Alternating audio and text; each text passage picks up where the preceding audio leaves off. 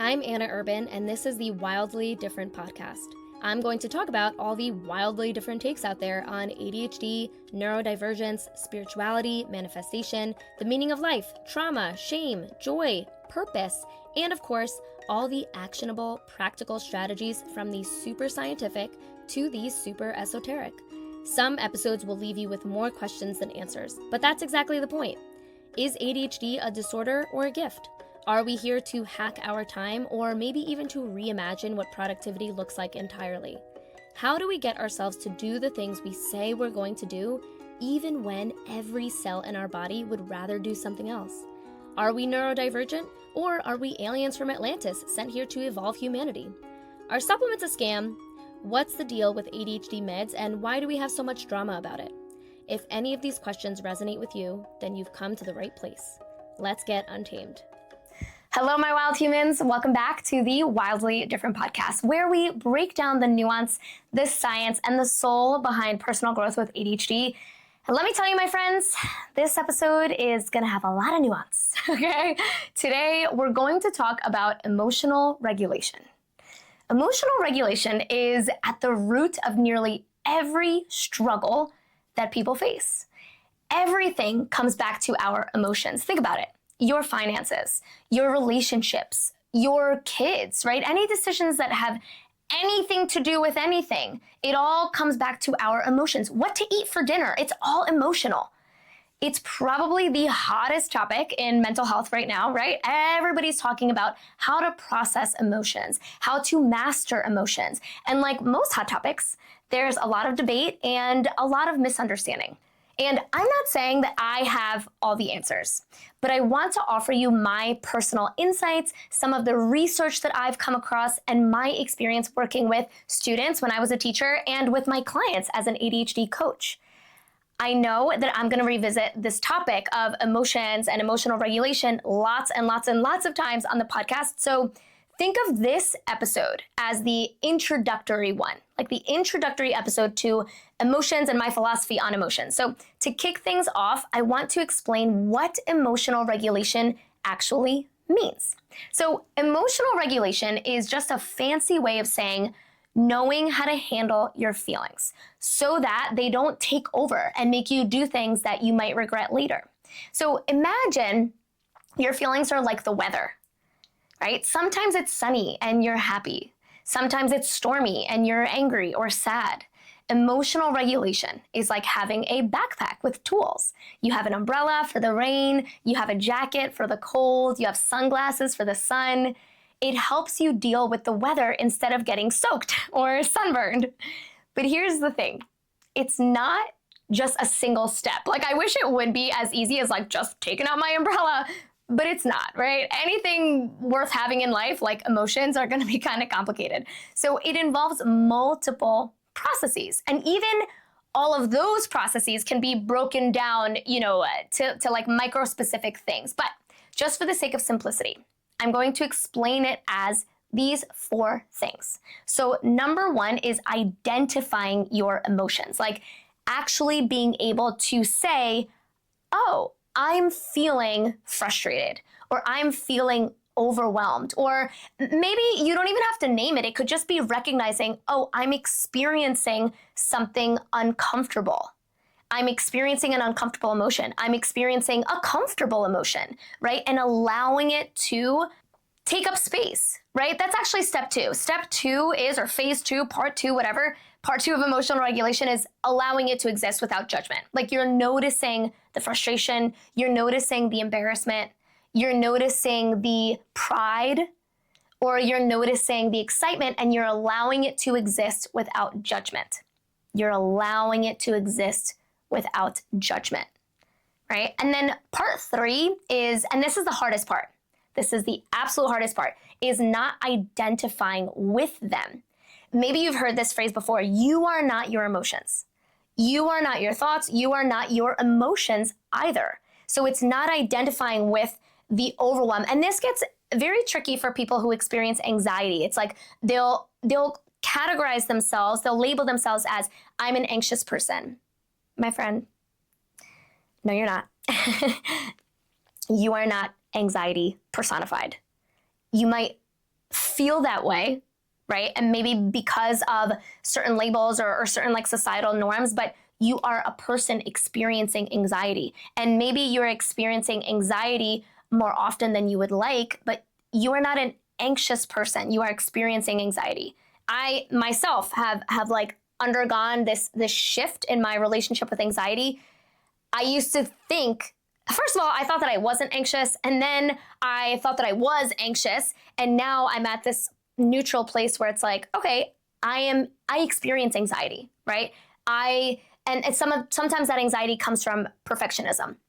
And so I'm jumping ahead here, but the point is, you are not identifying with your emotions. You're not labeling yourself by your emotions, okay? And then the fourth part is carrying on with your day, carrying on with life while still feeling the emotion.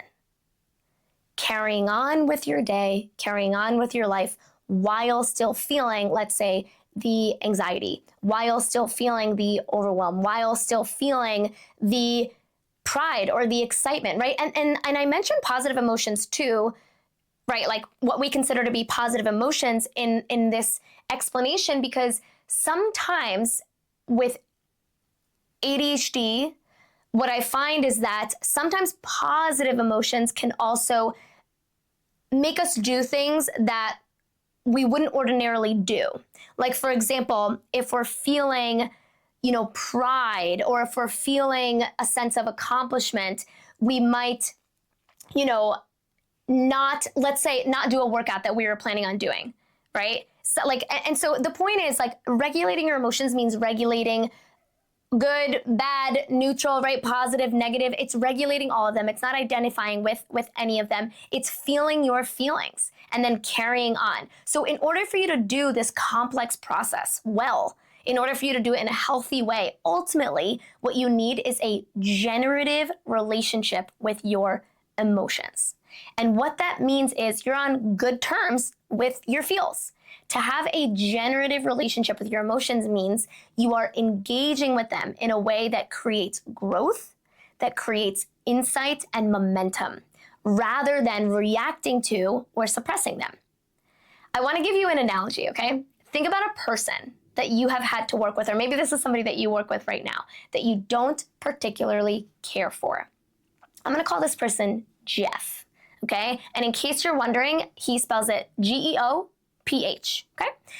Or maybe you have extended family and you have, a big extended family, right? And you have this aunt that just kind of rubs you the wrong way. Let's call her Galinda, okay? She hasn't changed her name yet. It's Galinda. To have a generative relationship with Jeff and Galinda would mean that you acknowledge that you don't particularly love them, but they can actually be really good at their job. Like, they're actually really, really good at their job. You hate to admit it, but Jeff really crushes it with crunching the numbers or whatever. He plays a vital role at your company, right? Sure, he won't shut the hell up about his pickleball stats, but you gotta hand it to the guy. He keeps the company moving forward. And Galinda, bless her, as obnoxious as she is, plays a really important role in the family, right? She's the only one that's willing to take grandma to all her doctor's appointments and host Thanksgiving and do all the cooking and babysit the kids and blah, blah, blah, right? She takes care of things that most people don't want to. And she's a necessary part of the dynamic, right? They both are. But you don't love them, right? Like, they irritate you. They're annoying. Sometimes they're a downer, right? But acknowledging that they have valuable contributions is part of having a generative relationship, right? Your relationship with them is vital to your growth, right? You don't love it. You don't look forward to it, to interacting with them, but you know that when they come around, good will come out of it, right? You can even learn something from them. The opposite of generative is stagnant. A stagnant relationship with Jeff, with a PH, would mean that you aren't just annoyed by him, you despise him, okay? You avoid answering his emails. When you go to a meeting and he's there, you're like, oh my God, Jeff is here again. Ugh, this is awful, right? Maybe he makes you cry. Maybe you always lose your focus when Jeff is around. And it's like the more and more and more that you fester about Jeff, it seems like the more they just like pop up into your life. It's like there's a new project and you get randomly assigned to work on Jeff, like work on the project with Jeff, of course, right? What I'm describing here is actually how most people approach their emotions. When you have a stagnant relationship with your emotions, it can look like suppression, avoidance, emotional overwhelm, getting stuck in the same reactive loops. But when you have a generative relationship with your emotions, that's actually when you build resilience. That's when you stop being afraid of your feelings because you know how to navigate them and you know how to learn from them. And this is where people really get tripped up because you stop being afraid of your feelings and you think that means that you don't experience negative emotions. Or maybe you hear like, oh, master your emotions, and you think that that means that you're not going to experience anxiety or fear isn't going to, to be as intense, right? But that couldn't be further from the truth. No, you will still experience fear. You will still experience overwhelm. Emotional regulation doesn't mean that you always feel good all the time, right? Emotional regulation, as it's sometimes referred to, means you feel really uncomfortable, but you use it as an opportunity to expand rather than contract, right? I'm gonna explain a lot more about this because it's such an important topic later on in this episode and in lots of other episodes here on the Wildly Different podcast. But before we get to that, I actually want to geek out over some of the brain science because when you understand how your brain works, it opens up the door for you to say, oh, well, this makes sense, right? It eliminates some of that judgment, right? It's easier to turn the judgment down. Like if you keep bumping into things all the time and then you learn that you have astigmatism, right? You can't see 12 inches in front of you. When you learn that, you're like, oh, well, that makes sense. Let's go get some glasses. Right? Turns out I'm not so clumsy after all. I just have astigmatism, okay? So I want to talk about how ADHD affects emotions or how emotions affect ADHD because it's all just like one big circle, okay? So existing research suggests that people with ADHD may experience emotional dysregulation more often, meaning emotions can feel more intense and harder to manage. The predominant theory is that one, the prefrontal cortex, which is involved in planning and impulse control, may not always communicate with the emotional signals from the limbic system as effectively in people with ADHD. So in simple terms, the limbic system, which handles emotions like fear, rage, excitement, can react faster than the prefrontal cortex, the part of the brain that's responsible for thinking things through, planning, and self-control. So the limbic system may react faster than the prefrontal cortex, so meaning the logical part of our brains, right? It's like it's a race and it beats one out, right? So when emotions are intense, the limbic system can take over, making it harder for the prefrontal cortex to step in and help you pause, think, respond calmly. This is sometimes referred to as an amygdala hijack, when the emotional center, the amygdala part of the limbic system, reacts before the thinking brain can catch up. Okay, so the second part of this is that current research also shows that people with ADHD may also struggle with emotional inertia, meaning it can be harder to shift out of an emotional state once they're in it. So in other words, emotions, whether it's frustration, sadness, or excitement, tend to stick around longer.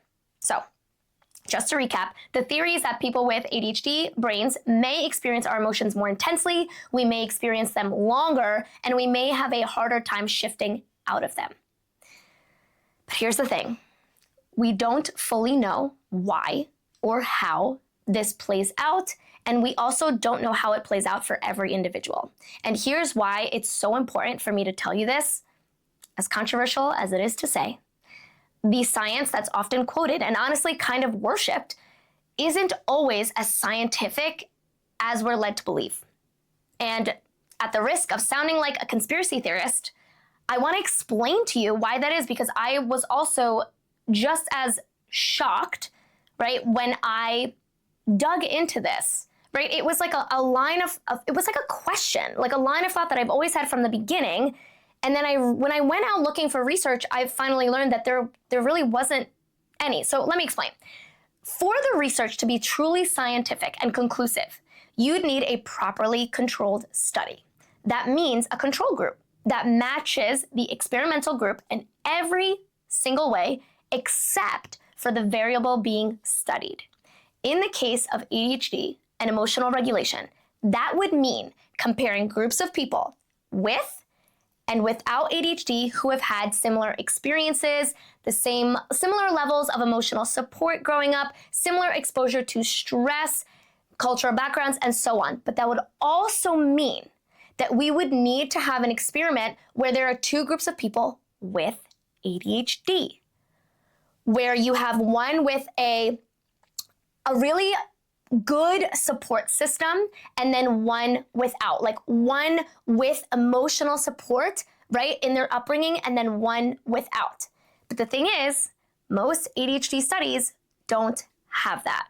They're usually conducted on clinical populations. So people who are already struggling, right? Students who are already failing, people with ADHD who are already, diagnosed, right? They were already struggling or who sought out help in the first place. So the findings that we often hear about, like ADHD brains are worse at emotional regulation, are coming from a sample that's not representative of all people with ADHD. Think about this. Where is the research on people with ADHD who grew up in supportive homes where their emotions were validated? Or where's the research on adults with ADHD who have developed solid coping strategies and strong self-awareness just like on their own, right?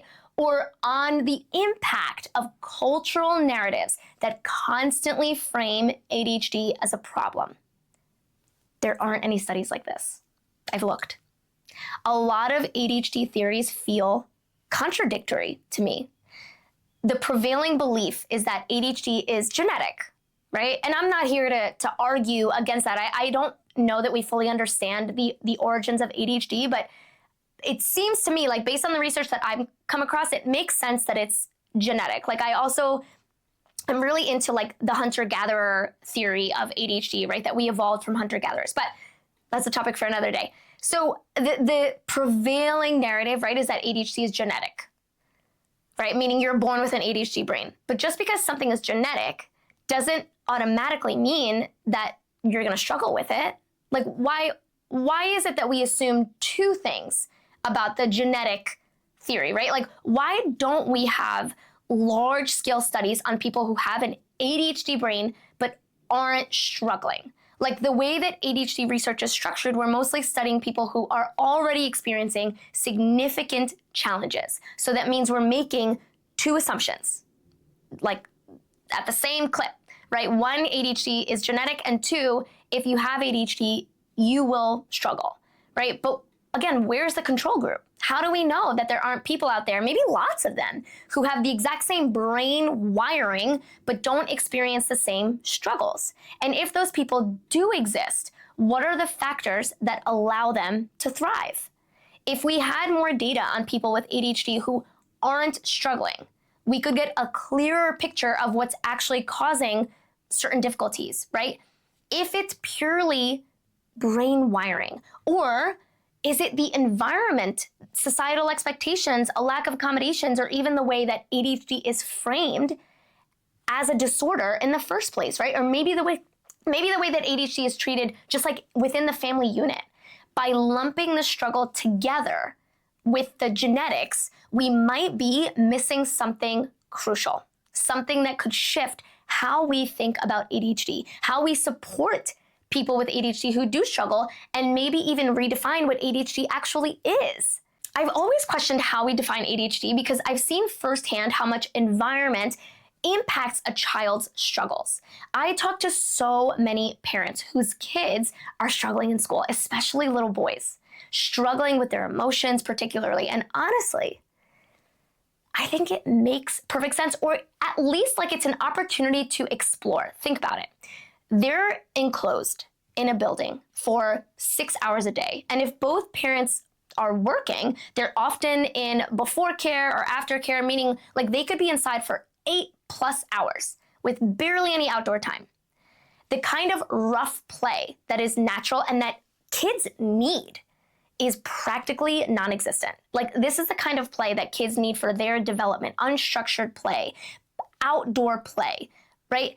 And then they come home, they play an hour of video games, they do an hour of homework, and if they're lucky, they might get a little bit of unstructured time before bed. This is norm. Like this is the norm in America and a lot of Western nations, right? And then we look at the symptoms of this little boy. They don't want to do their schoolwork, right? They get in trouble a lot. They're disruptive. They have wild tantrums. They don't want to do their homework. And then we turn around and we say, this child has a problem? That his brain is the issue? Now imagine a little boy with the same brain wiring, okay? The same brain wiring, but a completely different environment. He does 3 focused hours of schoolwork because let's be real, an 8-year-old boy doesn't need more than that, or 8-year-old girls too for that matter. He spends 3 hours outside, running, climbing, playing, right? He gets 2+ hours of free play with friends, engaging in movement, engaging in creativity, in community. Would we still say that he has ADHD? Like, would his ADHD symptoms still present? Will they still be a problem? Would he still struggle in the same way? Or would we be forced to rethink what we call a disorder and instead diagnose modern institutions, modern school systems with TMIT, if we want to slap a label on it, too much indoor time, right? I would love to see research comparing ADHD symptoms in kids from these 2 different environments. Because if ADHD is purely genetic, then struggles should exist regardless of external factors. But if those struggles disappear, or if they're significantly, decreased when a child's environment is more aligned with their natural needs, then maybe the issue isn't the child after all.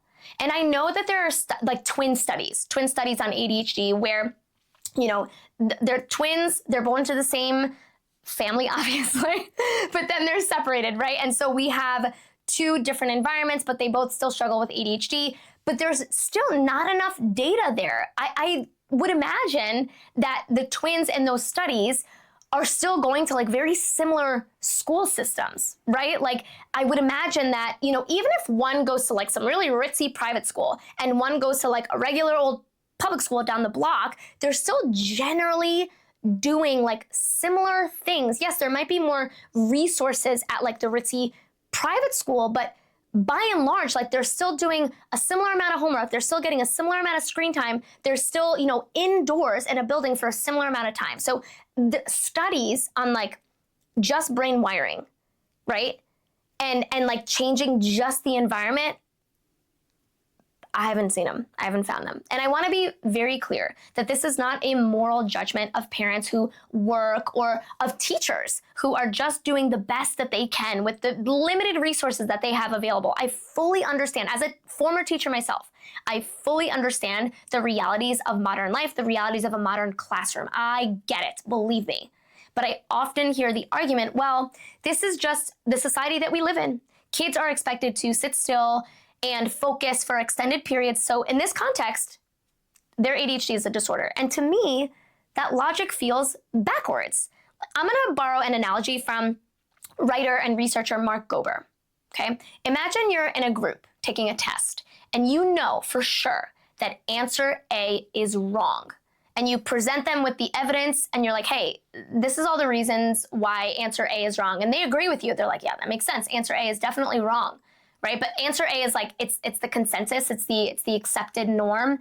And because nobody else in the group can come up with a better alternative, they all just decide, well, we're just gonna pick A. Even though you're explaining why answer A doesn't work, we're just gonna go with A because we don't have a better alternative, right? Does that make sense? Of course not. Just because we don't know what the better alternative is doesn't mean that we should continue with the status quo. But that's exactly what's happening with ADHD diagnoses in kids. We know that the modern school system wasn't designed for how kids, especially kids with ADHD, especially little boys. I mean, like, I'm talking kids in general, okay? But there are some populations that are affected more than others, right? It is not designed for how kids naturally learn and develop. We know that making kids sit still for hours on end with minimal movement and play is unnatural. But instead of rethinking the system, we double down on the idea that kids are broken, that, there's something wrong with them, they can't focus, right? We diagnose the child instead of diagnosing the environment. Just because we haven't built a better system yet doesn't mean that we should accept a flawed premise. When we don't have this kind of data, it's easy for the conversation to become one-sided. It's easy to assume that all of the challenges are linked to ADHD, right? And they're inherent and they're unavoidable when maybe they're not. Maybe they're just a reflection of the way that we've studied ADHD so far. So when you hear statements like the ADHD brain can't regulate emotions as well because of XYZ, right? Because of the limbic system and the prefrontal cortex, remember that that's just a theory based on limited data. It is not the final word. And yes, I know that there's a lot of data. And it can still be limited, right? I know that, we know that ADHD is the most researched mental health condition that is. Just because that's true doesn't mean that there isn't more to learn. And this matters because if you believe that your brain is fundamentally broken or that you are fundamentally incapable of focusing or regulating your emotions, you might stop trying to build the skills that would actually help you. You might think, well, this is as good as it's going to get. This is just how I am. But what if that's not the full story? What if ADHD brains, right, in the right conditions are actually better at emotional regulation in some ways? What about that crazy concept? What if we're actually better at regulating our emotions? I'll be honest. I am married to a neurotypical man who I love, right? And thank God for him. If he were in this room right now, he would agree that I am better able to regulate my emotions than he is. That's just an objective truth in our house, right? I have always been better at regulating my emotions than he has been. What's that about? He's the neurotypical one. And so I get that it's like, I'm one person, right? Like I'm one example. And of course that there are outliers, but what if I'm not the only outlier? The point is, don't over-identify with these labels, with these studies, right? Don't let research that's incomplete, because the nature of science is that it's always incomplete, right? There's always more to learn, right? Don't let research that's incomplete or based on skewed samples or incomplete samples tell the story of who you are. You're not doomed to be an emotional mess just because you have ADHD. It might just mean that you need different tools or different approaches. And honestly, who doesn't? Who doesn't? I want to flip the narrative for a second. I want to continue with that line of thinking of like, well, maybe you're actually better at it, right? Better at it that you think, right? People with ADHD are often described as now versus not now thinkers, meaning they tend to live more in the present.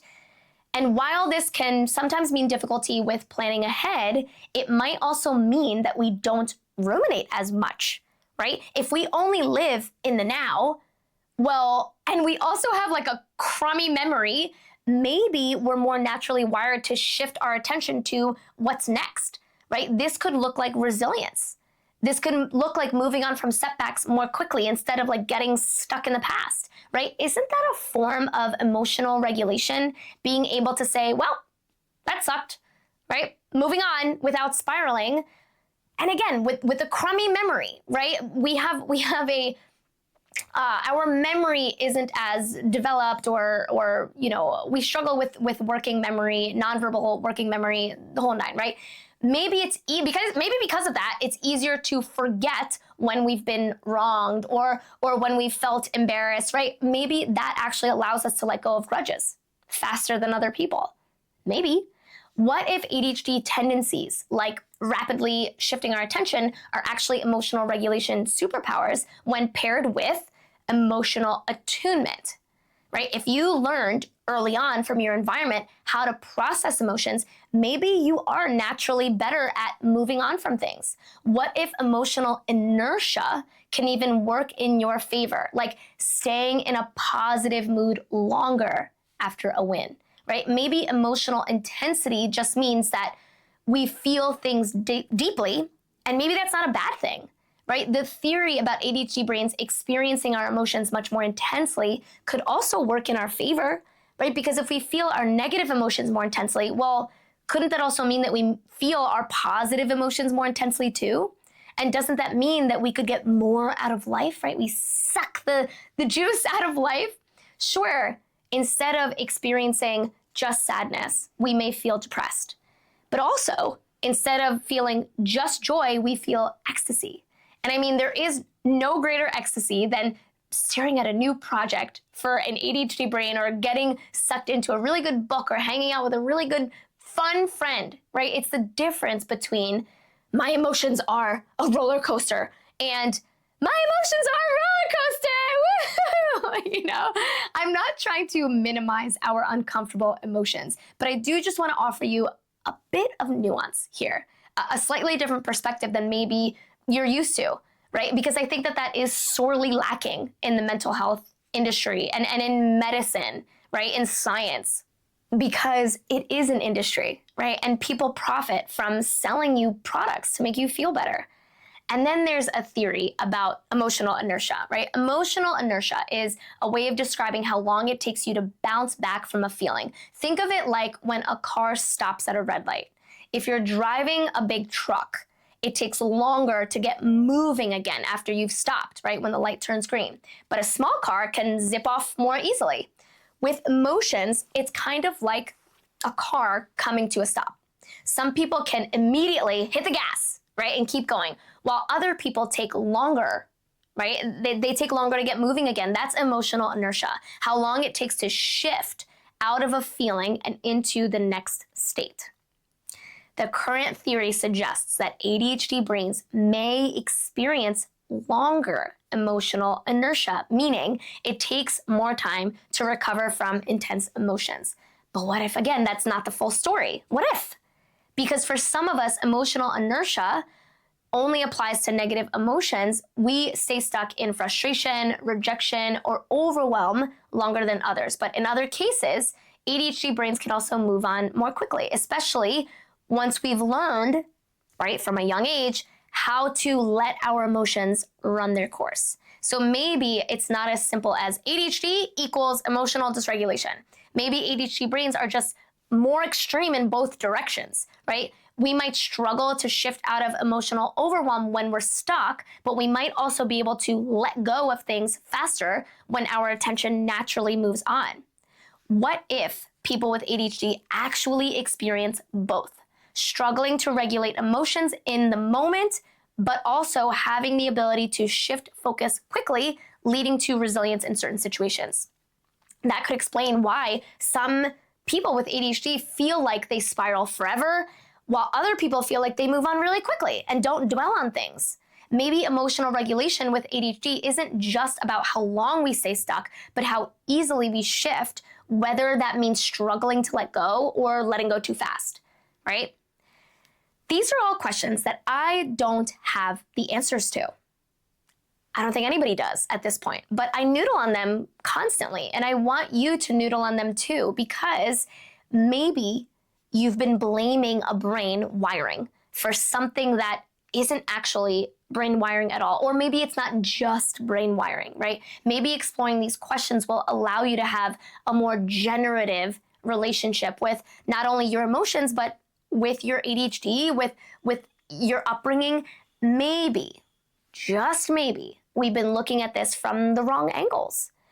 Which brings me to another concept that I think is crucial here when we're defining emotional regulation, called anti-fragility. So, we've covered a lot today. We've talked about emotional regulation, what it actually means, why it's so misunderstood, how ADHD plays into the conversation, and we've challenged some of the common narratives about ADHD and emotional regulation. Because the truth is, we don't have all the answers yet. But what I want you to take away from this is, you are not just your wiring. You are not just your emotions. Your emotional regulation struggles aren't just about ADHD. They're shaped by your environment, your upbringing, and your experiences. And if that's true, that means that they're not set in stone. they can change. You can change, right? What would happen if, instead of assuming your emotions are a problem to fix, you started looking at them as teachers? What if you got curious about what they were trying to show you, about your needs, your boundaries, your desires? Because that's where real emotional regulation starts, not in suppressing what you feel, but in learning from it. And that's exactly the kind of work that we do inside of my group coaching program, ADHD Untamed, which, by the way, is now open again. So just a quick little aside, I originally closed enrollment last year because I wanted to experiment with having limited open enrollment periods, and I learned a lot from doing that. But ultimately, it didn't change much for me or for my members. And the more that time went on, the more people outside of the enrollment periods asked me about joining, the more I realized that keeping people out of this space just didn't sit right with me. This work is so transformative. This movement that we are leading of untamed humans is so powerful. And I don't want for someone to walk away from it and potentially even forget about it just because enrollment is closed. So for the foreseeable future, Untamed is open for good. And if this episode resonated with you, I'd love for you to join us. As I'm sure you can tell from listening to this podcast, Untamed is not just a place for productivity, tips, and ADHD hacks. Inside Untamed, we go deep. We talk about these layers of nuance, the emotional regulation, the mindset shifts, and the identity work that actually allows you to change how you show up in your life. Every week, we're unpacking the real stuff, the patterns that keep you stuck and how to move through them. So if you're ready to explore this work in a way that actually sticks, come and join us. You can start with a 1-month trial, dive in for 3 months, or commit to a full year at our lowest rate. However you choose to show up, I promise you won't leave the same person you came in as.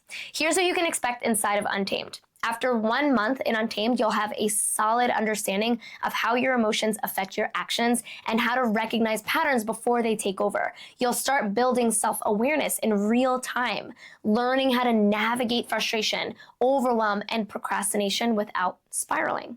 After 3 months in Untamed, you'll notice that your reactions are shifting.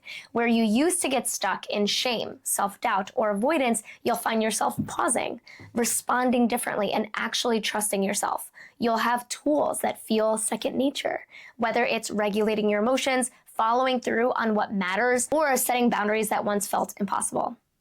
After a year in Untamed, you won't recognize yourself in the best way possible.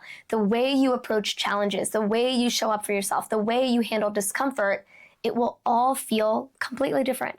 You won't just have tools. You'll have a new relationship with yourself, one that allows you to move through life with clarity, confidence, and self-trust. But don't just take it from me, take it from some of my Untamed members. I'll drop the link in the show notes, or if you're watching this on YouTube, you'll find it in the description. I'll see you next time, my wild humans. Stay untamed.